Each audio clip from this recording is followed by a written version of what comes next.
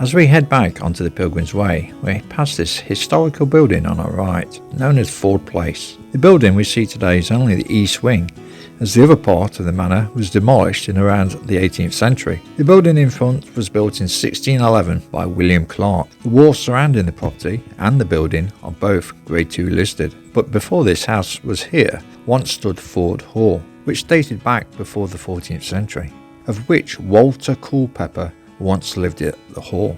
The Culpepers were a wealthy family from as far back as the 13th century that owned land and estate in the surrounding area of Sevenoaks. Catherine Howard, fifth wife of Henry VIII, her mother was a Culpeper. Walter was known as the Squire of Agincourt, as he was the leader of the archers that helped England defeat the French at the Battle of Agincourt in 1415.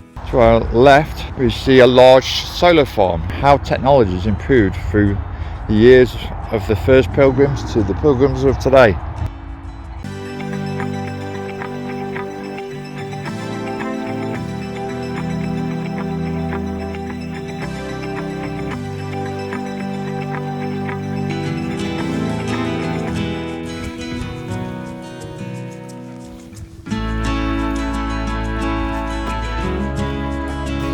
That's an old Oates house on our right. As we walk through Trottiscliffe, I've taken a slight detour from the Pilgrims Way, as the church is meant to be of interest, and then we'll go back onto the Pilgrims Way.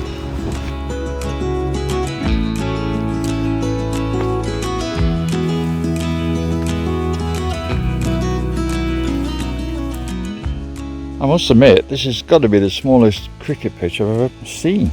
I mean, if you couldn't make a boundary from this, even if you just played a short run, you'd go 4. Baton strips there, then you're looking around 35 metres to the boundary. You must have some high scores at this game.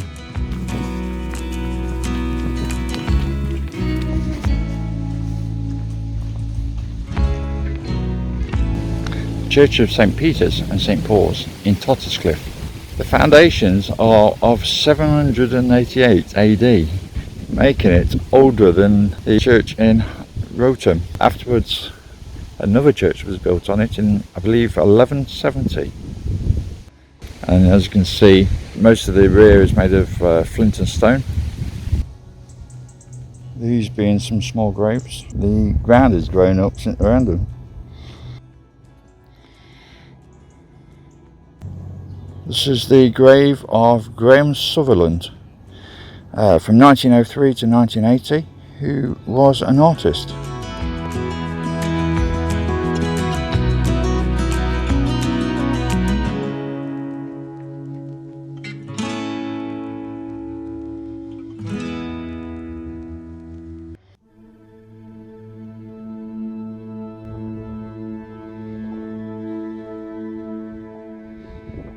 So as we leave Trottiscliffe back to the Pilgrims Way, we go past this sign, as it says Cold Room, Long Barrow, and underneath it says Dead Slope Please. A long barrow is a burial ground.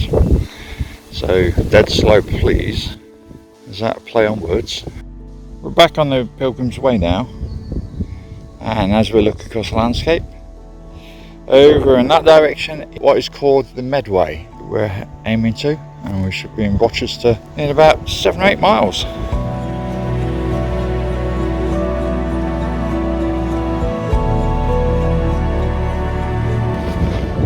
I hear a continuation of airplanes flying over. The only problem is I keep missing them, trying to film them. By the time I got my camera out, they're usually gone. But we are still in Spitfire country, as in there's loads of Spitfires keep flying around. So we're on the ancient track of the Pilgrims Way now. And I just met a local lady who was walking for the day, as it was Sunday, so a lot of walkers are out today. Anyway, we just got chatting and said that she'll subscribe to the channel, my YouTube channel. So if you like hiking, backpacking, long distance walking, and you would like to download the routes for yourself, as well as learn some tips and skills on the outdoors, then please consider subscribing. And like always, a like would be great, and feel free to make a comment on any of the things you've seen on the Pilgrims Way So please subscribe, tell your friends to subscribe, share my channel, and hopefully we'll get past 1,000 subscribers. Thank you. We continue walking through Whitehorse Woods.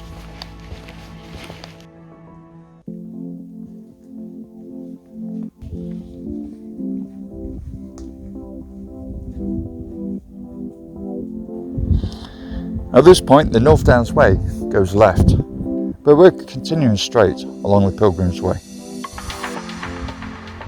Interested to know what plant this is from, or what plant is it, as I've seen quite a lot of them along the way.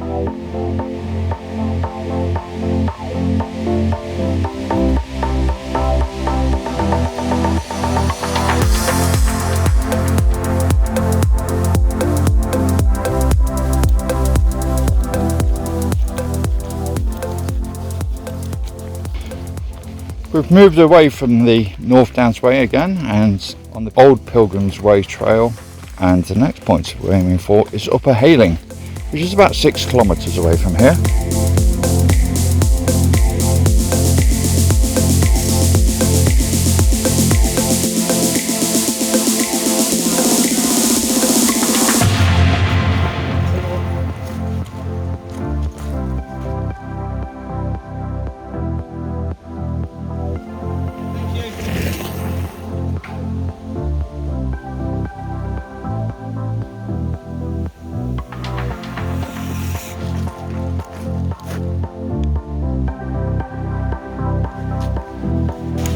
The way they bombed down here, they weren't bothered about knocking you, did they?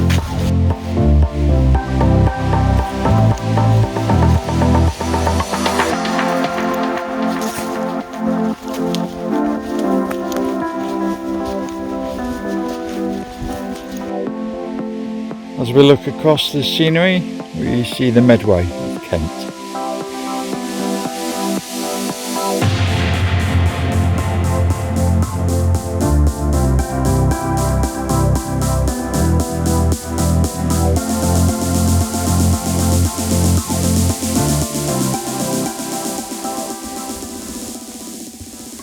We cross the road at Burling Hill, and then diagonal left we continue on Pilgrims Way, heading up to Lads Farm, which is about 1 kilometre away.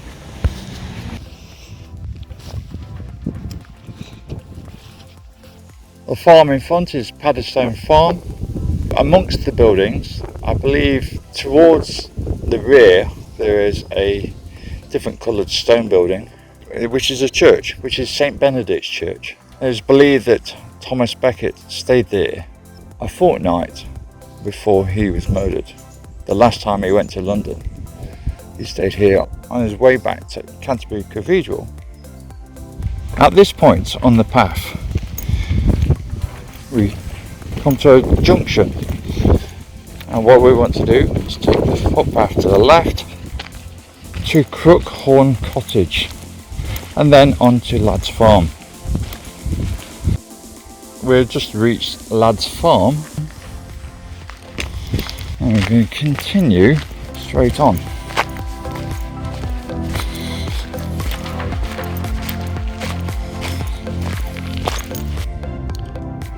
As we head along the lane, we can see houses on top of the cliff face of the old disused chalk quarry. Now the houses there are Upper Hayling, and that's our next point of call, and St Clement's Farm. To our left is what appears to be an old quarry, but during World War II the site was used by the RAF and known as Maintenance Command 36 Snodland. Although Snodland is a few miles away from here, the Maintenance Command here was an underground storage facility for ammunitions, a sub-park that held up to 1,000 tonnes of explosives. The site was bombed twice in 1944. On one of those 2 bombing raids, 400 tonnes of stored bombs exploded. On the opposite side of the road, on our right, is a further quarry.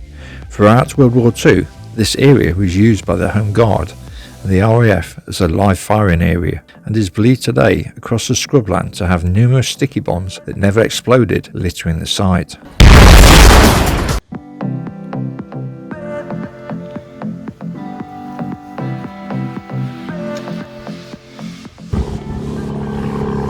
as we reach Upper Hayling and we come to the crossroad, this is church houses. Formerly it was the chapel of St. Lawrence, and it has been here since the 12th century. It has continued to have a chapel in it until 1531. Eventually, in the 19th century, it was converted into 3 dwellings as we see today. Continuing along the road through Upper Hayling, we pass Turk's Hall Place and the Pilgrims' cottages. So now we're heading towards North Haylings.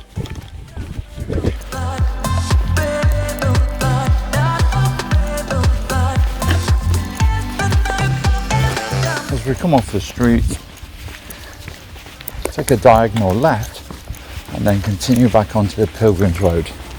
Pring's Cottage dates back to the early 15th century.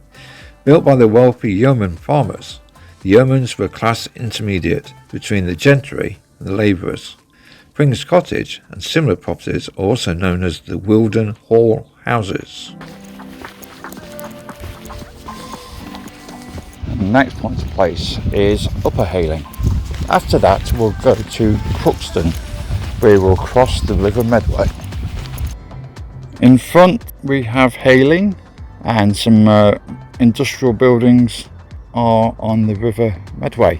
You can just see the Medway just behind them, part of the water. We'll get a clearer look at it in the next kilometre or so. So just looking in between the houses, we get our first clear look at the River Medway, and if we look to the we can just about see the bridge that crosses the Medway, which we'll be doing in about a mile and a half's time. So we are off Pilgrims Road where it meets the A228, where we are going to turn left.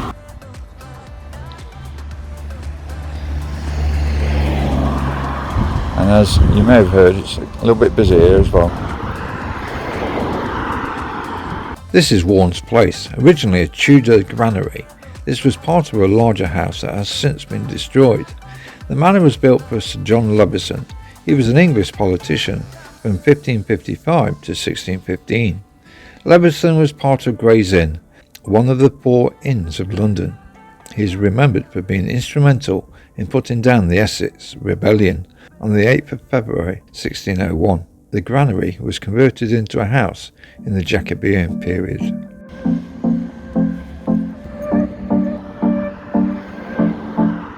We're heading along Knight's Road now, or Knight's Way, and we're heading towards the Temple Manor, which should be on our right hand side soon.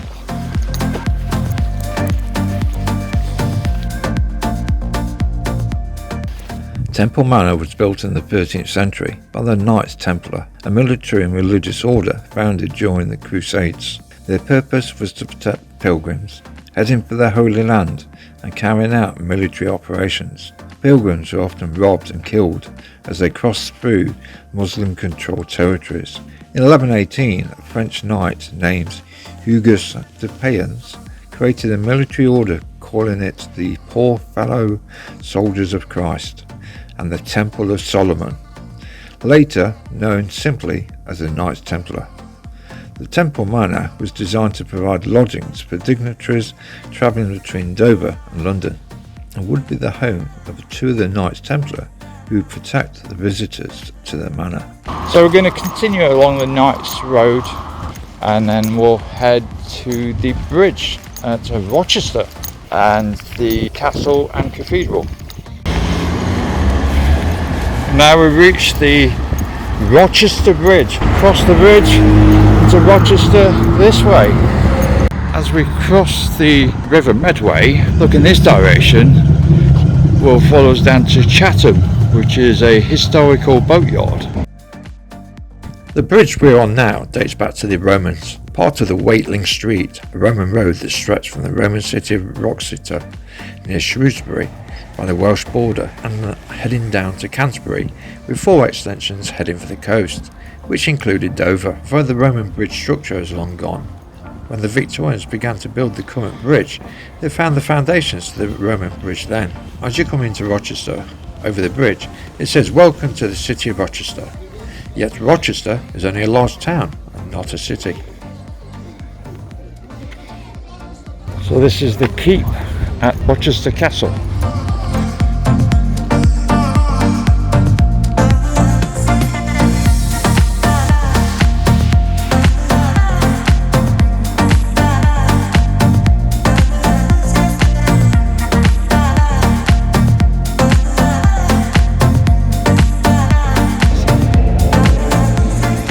So the one with the tallest rooftop, and on top of it it's got a weather vane with a galleon ship on the top, golden galleon ship. And next to the castle we have the Cathedral of Rochester.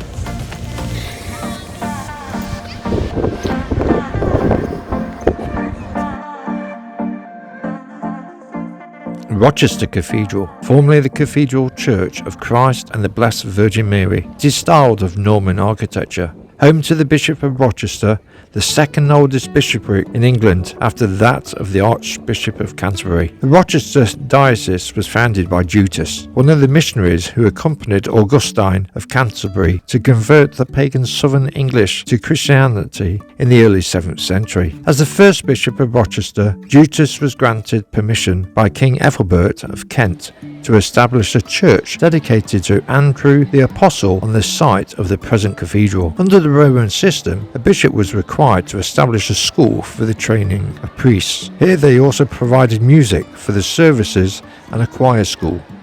Together this formed the Cathedral School, which today is represented by the King's School, believed to be the second oldest school in the world, as established in 604 AD.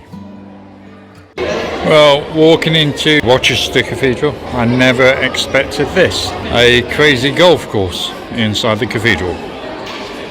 When Gundulf was appointed as the first Norman Bishop of Rochester in 1077, he first wanted a cathedral. The bishop, a talented architect at the time, designed the cathedral that was completed in 1079 and is the cathedral we see today. The doorway looks a bit crooked. Originally, the Romans set up camp around here between AD 43 and 450 AD. So the Roman city of Rochester had a provision of walls comprising of two principal streets, the High Street and St. Margaret Street, crossing at right angles to each other and exiting through gates on the four main sides of the city's defensive circuit. The Medway played an important part as a shipping lane for transport of goods to and from Romania, Britain. The Saxons found the city in 597 AD, St. Augustine seeking to bring Christianity to the Anglo-Saxons and establishing himself in Canterbury. Judas, the first bishop of Rochester, built the first cathedral, dedicated to St. Andrew, of which nothing now remains above ground. Between the 16th and 19th centuries, the city, or town, expanded, although the castle fell into ruin, along with much of the city walls, or town walls. The cathedral retained its land holdings after the dissolution of monasteries in 1536.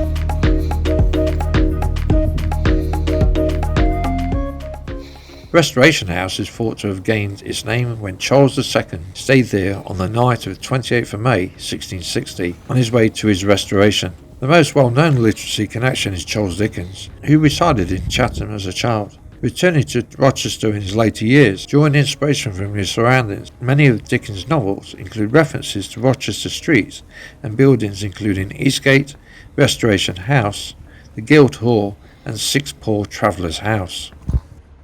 Charles Dickens used Restoration House as a model for Satter's House, the home of Miss Havisham, in his novel Great Expectations. The house dates back to 1454, but is two medieval houses, and then in the 16th century combined into one large building. The first owner was Henry Clerk, a successful lawyer. We spoke about the Clerk family at the start of today's walk when at Forde Place. When the Civil War broke out, the Clerk's house was seized by Parliament and occupied by Colonel Gibbon, commander of parliamentary forces for the South East. When Cromwell died and the Commonwealth faltered, Francis Clerk was active in effects to restore Charles II to the throne. The park opposite Restoration House is known as the Vines, as it sits on the site of the Monk's Vineyard that was attached to St Andrew's Priory and dates back to 600 AD. Eastgate House was built by the Buck family around 1590, Sir Peter Buck being a high-ranked official of the Royal Navy and Mayor of Rochester.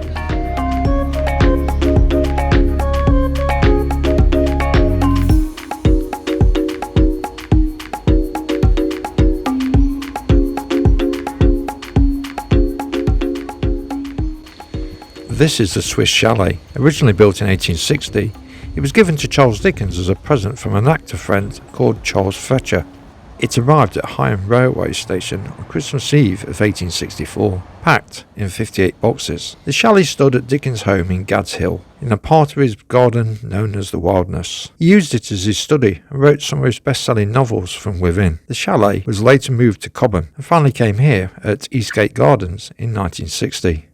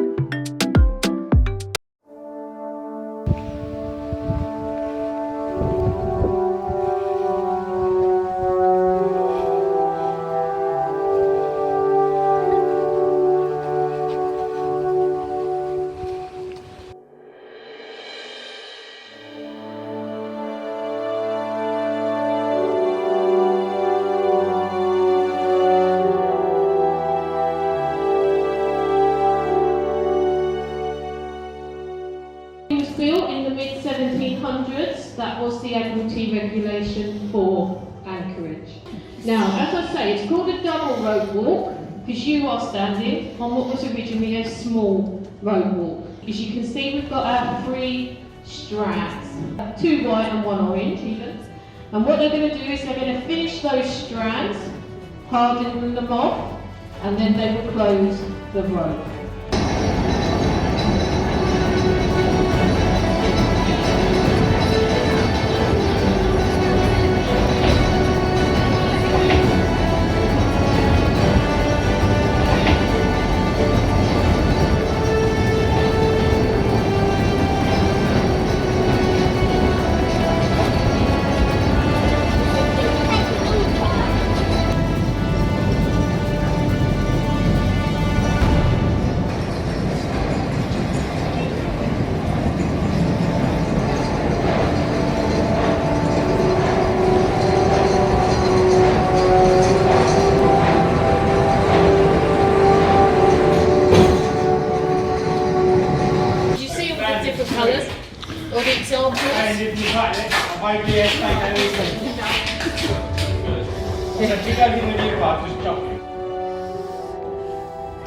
So there we go, now what we do is cut the rope.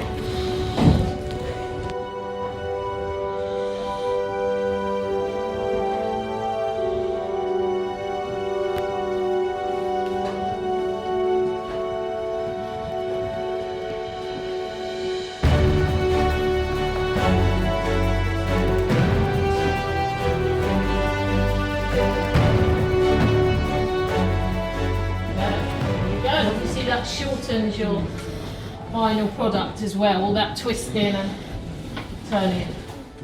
And then they will sort all that out, ready to be coiled up at the other end.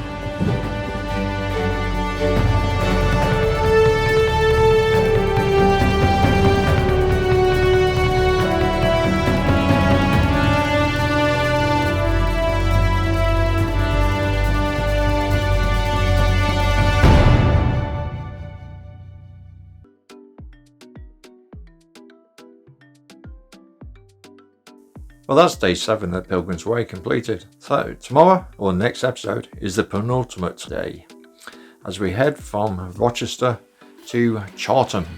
It's about 22 miles, and we're going to pass by Leeds Castle along the way. Now, hopefully you've enjoyed it today, and thought Chatham Historical Naval Yard was worthwhile putting it at the end. It is an interesting place and well worth a visit if you're in the area. Well, until next time, so take care, look after yourselves, and I'll see you soon. Bye-bye, hikers.